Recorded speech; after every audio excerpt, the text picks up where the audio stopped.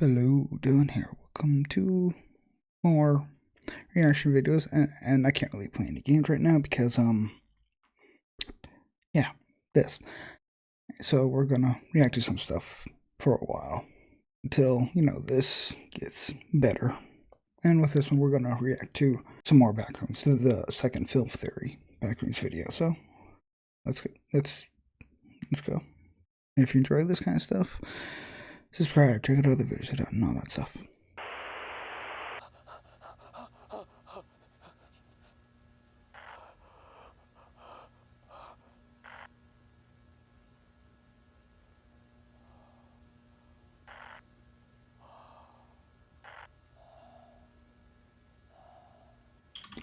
Also, I know that there are more stuff of the Backrooms that Kane Pixels has uploaded, so maybe I'll react to those later.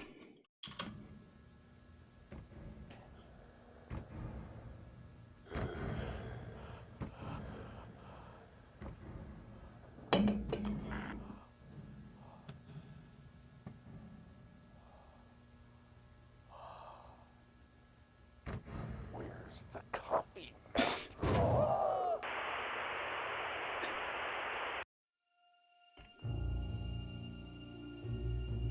Hello, Internet! Welcome to Film Theory, the show that reminds you that all the creepiest pastas came from the 1980s. Hulk Hogan, he's got Pasta Mania in the Mall of America. I want to try to get a word with him. Pasta Mania has got all my Hulkamaniacs running wild. And I've eaten so many Hulkaroos and Hulkyous, I kind of feel sorry. Fun fact, that restaurant would go on to receive 3 Michelin stars. Well, I hope you carbo loaded on that Pasta Mania, Hulkamaniacs, because tonight we're no-clipping once more into the Backrooms, the analog horror series right here on YouTube, produced by Kane Pixels. Last time we wandered through these jaundiced hallways, we were looking for a means of escape, a way to survive the endless maze of humming fluorescents and soggy carpets. But today, we're looking for something different. We're looking for lore. Specifically, we want answers. At this point, Kane's series is 3 months old, and in that amount of time, he's given us 10 videos full of creepy mysteries for us to chew on. What are the Backrooms, really? Did humanity create them? Have they just been a parallel dimension all along? And what about the dead man that we find hidden in the middle of the maze, covered in a violent explosion of black? Who is this guy? What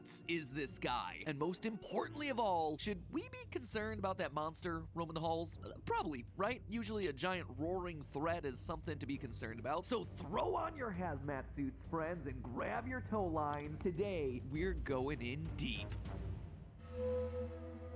First, let's talk about timeline, shall we? Part of what makes the lore of the Backrooms so hard to crack in an initial watch is that it follows the tried and true formula of series like The Walton Files, Mandela Catalog, and FNAF, where the story is just told out of order. The very first upload of the series, Backrooms Found Footage, actually comes last in the timeline currently, September 23rd, 1996. So, through the power of reorganization, let's recap what we know in the order that we know it. Our story begins in 1982 with Async, a corporation conducting scientific research into magnetism and/or electromagnetic field generators under government contract during the Cold War. In our first video of the series, Prototype, a video that, no joke, released as I was writing this paragraph, so forgive me if I miss anything in it, we get our first event of the series. A metallic marble is surrounded by what appears to be electromagnetic field generating tubes. Notice how the shape and general design matches diagrams for similar real-life generators. The system fires up, and just like that, the ball is gone, presumably teleported to some space within space, thereby making the ball a subspace emissary, if you will. I hate myself for that joke, but then again, you don't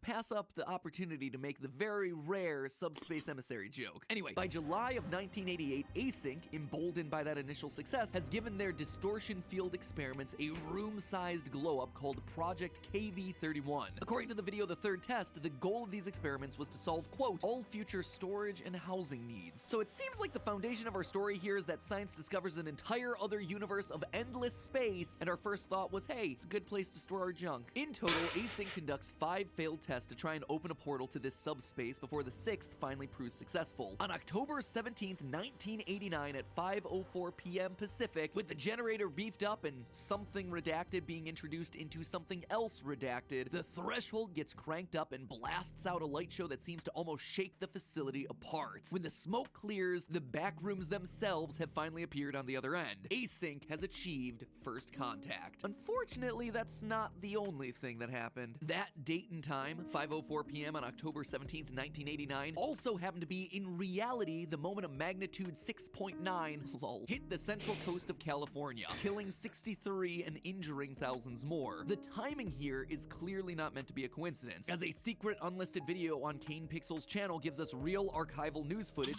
Yeah, I can't see any of the unlisted videos. Just heads up with that. From the Loma Prieta quake, including a map highlighting the location of the earthquake's epicenter, the Santa Cruz Mountains. In short, we now know where our async test facility is hidden. It's here, the epicenter of that devastating quake. And from that point forward, the world appears to be glitched. We see in the video missing persons that from October 1989 onward, huge numbers of ordinary people just start to go missing as they no-clip through reality, falling into this newly opened Backrooms metaspace. All the while, Async is slowly exploring this new environment. On February 3rd, 1990, they have their first major discovery, a mysterious dead body coated in what appears to be some type of black mold or aged blood splatter. So far in the series, he remains as an unidentified John Doe, but my suspicion is that this is actually Nicholas Bolton, a missing person that we see at the top of the upload. Notice a few of the details here. First, he's not wearing a hazmat suit, which clearly tells us that this is not an Async employee. Instead, it's someone who no-clipped into the Backrooms. Second, compare their physical appearances. Notice the wider nose, tall forehead, the hoodie, just like we see on Nicholas's missing poster. Around this same time, we also see that Async's government contract appears to have been canceled. In the next video autopsy report, we get quick cuts of various images on a screen. One image here is the top line of a document with the words contract termination. Things aren't looking too great for Async, and they're about to get worse. Just shy of 1 month later, the fourth member of an Async exploration crew is lured away from the rest by mysterious voices in the walls and ceiling, only to see his team glitch out of space when he tries to rejoin them. Guys, do you hear this? Hey guys, do you hear this? And thus he got screwed. Hey! Yep. Guys?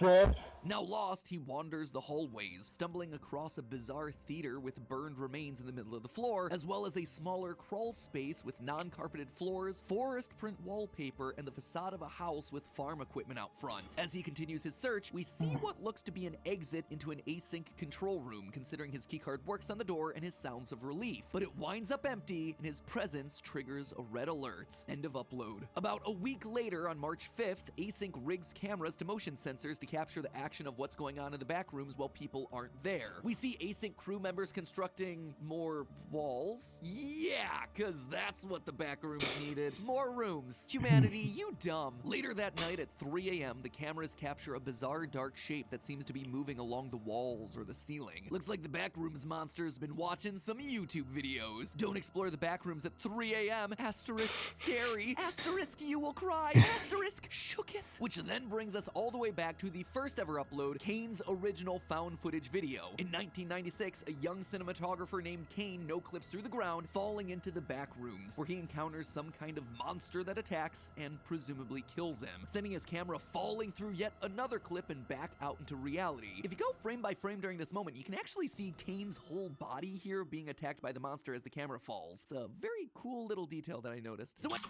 I never noticed that.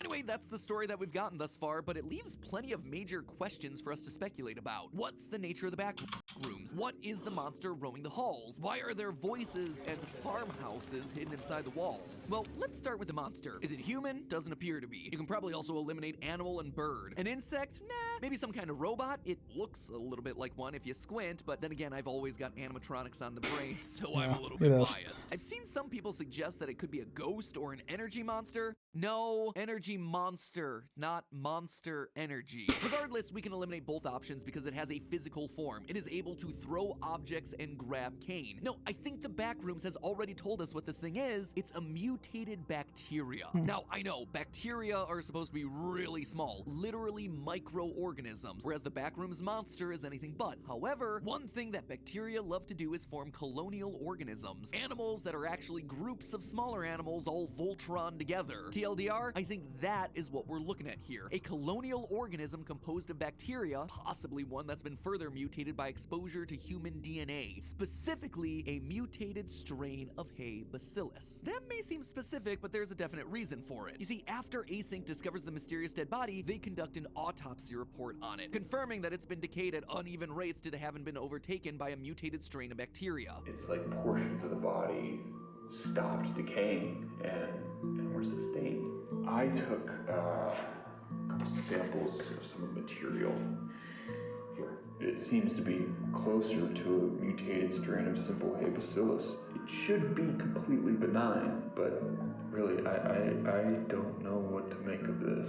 Well, don't worry, Doc, because I do. You see, Hay bacillus, also known as Bacillus subtilis, is pretty darn common, living in places like the human and cow digestive systems. It's a rod-shaped bacteria that's generally pretty harmless, and science loves these little guys. It's used a lot in experiments because it's very easy to genetically modify. This is one of the all-purpose cultures you'll find in almost any lab using bacteria for research because it's durable, it's manipulable, and it adapts in a very elastic way. And because it's so strong and resilient, it's been used to test out extreme environments like outer space, which I call out because later in the video autopsy report, we see that quick montage of images I mentioned earlier, and it includes close-ups of bacteria cultures along with rocket and space imagery, all seeming to relate to this very idea. Oh yeah, and it's also been used by the military. Between 1950 and 1970, the US Army released aerosolized bacteria believed to be harmless over populated areas of the country without telling anyone, all to study what the impact might look like if an enemy ever tried something similar. Another test was conducted on the New York subway system in 1966, utilizing our little hay bacteria. They kind of just dumped it in through the sewer grates and people dusted it off their shoulders. Here's the thing, Army, when you're on a New York subway, the biggest biological threat isn't the sketchy bacteria powder that you're dumping on us, it's the guy open mouth hacking into my face during rush hour. Anyway, all this about durability and space and genetic mutation makes me think that our monster is a walking, roaring bacteria culture surviving in the Backrooms and evolving by coming into contact with the humans that keep no clipping in. And that's not just speculation either. Kane has seemed to confirm parts of this. Recently on his Ko-Fi account, which is basically like his Patreon, he dropped this picture of the monster explicitly labeled as bacteria. Something tells me you're gonna need some more than antibiotics to kill that bacterial infection. Now that is what I call biological warfare. So that's a little bit about the monster.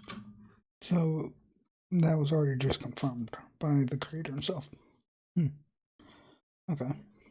But then what are the Backrooms themselves? What exactly are they, and what's their nature telling us about the world this story is set in? Well, when talking about internet urban legends to base a video series around, the Backrooms is still pretty new. The original meme dates to 2019. The lore and branching ARGs all come up later, and these videos have all gone up in the last few months. This is a brand new evolving concept, but the bigger idea that it's grounded in, that the world we know has secret hollow spaces behind the scenes that we aren't supposed to enter, that idea goes way back into ancient mythology and folklore, probably as old as the human psyche itself. The ancient Greeks believed that spirits of the dead and plenty of other things inhabited an entire underworld of caves and caverns. The 19th century French occultist Joseph Alexandre Saint-Yves Marquis de Lévendre, how's that for a name, advanced what he claimed was evidence of an inner world inside the earth itself called Agartha, that some people still think is a thing today. Even the idea of just ordinary maintenance tunnels and access shafts all over the world being connected to a more sinister purpose was part of the background mythology in Jordan Peele's horror movie Us. It's a very familiar looking wallpaper, but of them all, the Backrooms is probably most similar to the work of mid-20th century sci-fi horror creator Richard Matheson. He wrote the stories that inspired I Am Legend and The Incredible Shrinking Man, as well as many episodes of Star Trek and Twilight Zone, including the infamous Gremlin on the Wing episode with William Shatner. But perhaps most importantly for us today, he wrote Little Girl Lost, an episode of The Twilight Zone that was so iconic it would be parodied by The Simpsons years later in one of their Halloween episodes using really expensive for the time 3D animation. I remember seeing this episode of Simpsons and being like just like very freaked out when I first saw it.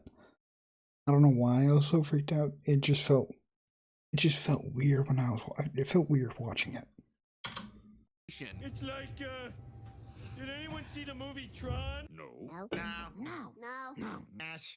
I mean, no. In both versions of the story, a character accidentally finds themselves passing through an imperceptible rift between our dimension and another, unable to find their way out, getting lost in a vast, confusing, repetitive maze. Sound familiar? Really similar to the idea of falling into the Backrooms. In fact, the only real difference between all these stories is the terminology involved. For the original Backrooms lore, they say that you've no-clipped through reality, a phrase borrowed from video games to describe when solid graphical elements pass through one another in a way that the program doesn't intend, resulting in a player character ending up in an empty space outside of the quote-unquote level box. This sometimes allows you to skip around and cheat, especially when you're talking about older games when developers were still figuring out how to make 3D work. Now, Kane Pixels' Backrooms has yet to make any explicit reference to this. We have never heard the phrase no clipping, and we have not once seen any references to video games or digital worlds. In fact, Kane's series has taken the general concept of the Backrooms and layering on a science fiction rationale to ground it in a very believable reality. And yet, the video game stuff, I think this is exactly what he's building towards. And the key is right here at 5:45 in the very first upload. Check out the rope. It's sitting there, just sitting right there. At first, I thought nothing of it. It's just garbage on the ground, whatever. But then, 1 month later, we get this at the midpoint of informational video. As the lost async employee explores the smaller crawl space with forest wallpaper, he stumbles across the facade of a farmhouse, and near it is this, an axe leaning against the wall. Again, a singular object just sitting there alone waiting to get picked up. So we're wandering through a maze made of geometric shapes and repeating textures, stalked by a monster, and random useful objects are just sitting there out in the open on the ground waiting to get picked up. No Where are you real going with this? context around them. It looks a lot to me like a video game, the kind of video game you might no clip in or out of. To me, this whole area with the tree texture wallpaper, the facade of a house on the wall, the random old-time farm tools that just look slightly geometrically off, this looks like the exact way older 3D video games, I'm talking PlayStation 1 era, would use polygons and flat textures to try and render outdoors and nature settings within level box designs. They would paint the walls to look like trees. They would paper the sky blue with textures. They would stick a house facade onto a giant rectangle to surround the door that they want you to go into. Check out the wheelbarrows, specifically the shadows of the wheelbarrows. Notice how they don't really move or shift position as the bright flashlight beam moves? While this certainly could be just 3D animation issues, it also reflects how many early video games couldn't or didn't use dynamic shaders. Shadows, if they existed at all, tended to be fixed and painted onto textures. This saved on processing power, but also gave objects a bit of a flat look. There's even a point where our async employee leans in close to the wheelbarrows where it looks like the wallpaper pixel smears into just color lines. Again, like you'd see in a video game with texture mapping on the fritz. So if the Backrooms is indeed the space you go to when you no-clip through the ground, like we see Kane do in episode 1, then we're looking at evidence that reality itself on our side of the threshold is also a simulation. It could very well be that this whole series is just a modern take on the Matrix, a simulation that no one realizes they're in. And when Async opens the door to the Backrooms, they're finding a storage area for the extra unused assets, the procedurally generated worlds, the levels that just haven't quite made the cut yet. As Kane explores the various levels in the series' first upload, we see office supplies and warehouses, but also residential style railings and exteriors of buildings that are clearly indoors. Hardwood floors, repeating filing cabinets. It's a mishmash of random assets, like when you're exploring a library of 3D assets from something like a game engine. All of reality being a simulation would also explain the voices that lure the async employee away in informational video. Listen to the sound. These aren't voices that are explicitly trying to lure him away. It's not sinister in any way. It's just general white noise of a busy office or a party, almost as though reality is breaking through. While he's wandering around in a simulation on a computer, an office party is going on one layer of reality up. But outside of the wall textures and random objects just sitting out in the open like a video game, there's one piece of evidence that really clinches it for me. Something that gets me to raise my eyebrow. Notice the date on this upload, February 29th, 1990. Here's the mind blow. That can't be correct. There is no such day in existence. February has 28 days, and 1990 was not a leap year. Hey, sussy bata. Maybe this wasn't a mistake. Kane already picked first contact to happen on a day when a major real-world earthquake occurred. The dates in this series matter. It tells me that we're existing in a reality different from our own. One where a February 29th, 1990 can exist. A simulated reality. And the Backrooms is the boundary between worlds, where the separation becomes just a little bit thinner, allowing things like office voices and, who knows, maybe even a virulent bacteria into the simulation. Am I right? Will async be able to break through the boundary? I guess we'll just have to wait and see. But hey, that's just a theory. A film theory. And cut. Okay, that I was not expecting the simulation group. I really was not expecting that it would be a simulation or like a video game or anything like that. It's interesting. Anyway, hope you enjoyed this reaction. If you enjoyed this, then subscribe. Check out other stuff I've done. And look forward to more react. Tell me what other stuff I can react to. Because I'm going to be reacting to a lot more because I can't play games with this. And so, hope you enjoy this. And see you later. Bye-bye.